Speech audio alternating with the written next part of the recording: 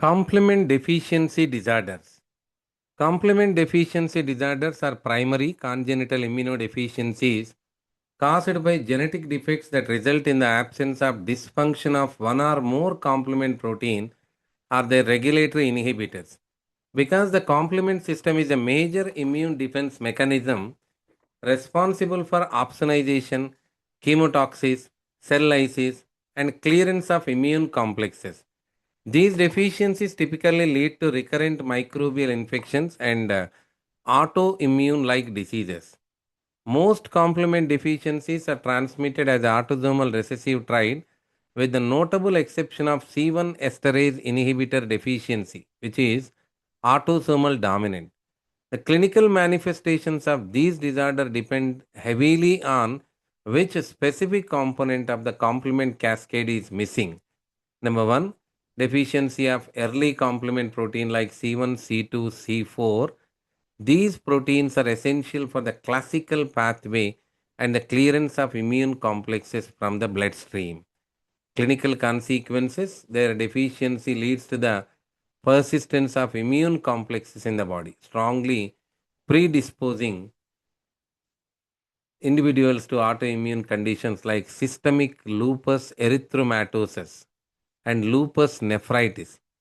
Patients also suffer from recurrent pyogenic infections and glomerulonephritis, though these are typically of lesser severity than those seen in C3 deficiencies. Specifically, a deficiency C1R can cause an SLE like disease that is frequently fatal due to overwhelming infection. Deficiency of central component C3. C3 is the key central component of the complement cascade where all activation pathways converge.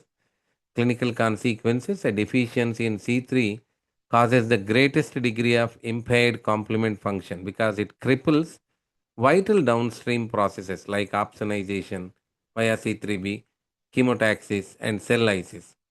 Individuals with C3 deficiency suffer from a high incidence of severe recurrent pyogenic bacterial infections, deficiency of late complement protein C5, C6, C7, C8, C9. These components make up the membrane attack complex, which is responsible for puncturing target cell membrane to induce cytolysis. Clinical consequences, deficiencies in components C5 through C8 severely impair the body's ability to lyse gram negative bacteria. This leads to an increased incidence of disseminated infections caused by Neisseria species, such as recurrent meningococcal meningitis and gonococcal infection. It is also associated with an increased incidence of Toxoplasma gondii infection. Next, C9 deficiency. In contrast to the other terminal components, individuals with C9 deficiency are generally mostly asymptomatic and are not significantly more susceptible disease than the general population.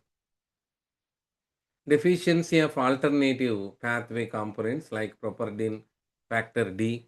The alternate pathway acts independently of antibody. Deficiencies in its unique protein, such as properdin and factor D, lead to a compromised immune response against bacterial cell wall, predisposing individuals to recurrent pyogenic infections and severe Neisseria infections. Deficiencies of complement regulatory protein. The complement system require strict regulation to prevent it from the attacking the host own tissues. Deficiencies in these regulatory inhibitor lead to unchecked complement activation.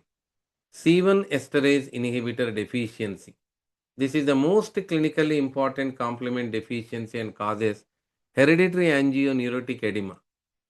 The HAE, the absence of C1INH, leads to an overactive classical pathway and excessive formation of anaphylactoxins, anaphylactotoxins, anaphylactotoxins. These anaphylactotoxins bind to mast cells, causing mass degranulation and histamine release.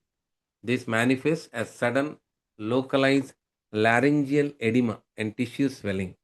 It is managed using androgens, aminocaproic acid, and tranexamic acid.